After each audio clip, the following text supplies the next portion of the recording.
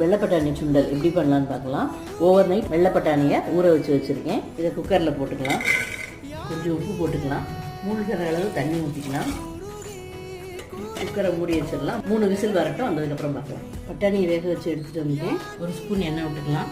1 spoon உளுத்தம்பருப்பு, 1 spoon கடுகு போட்டுக்கலாம். ஒரு காஞ்ச மிளகாய் கிள்ளி போட்டுக்கலாம். கடுகு வெடிச்சாச்சு. கருவேப்பிலை போட்டுக்கலாம். வேக வச்ச பட்டாணியை போட்டுக்கலாம். கொஞ்சமாக உப்பு போட்டுக்கலாம்.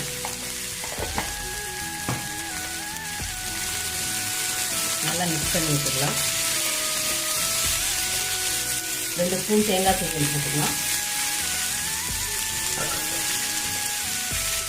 மிக்ஸ் பண்ணி வச்சுக்கலாம்.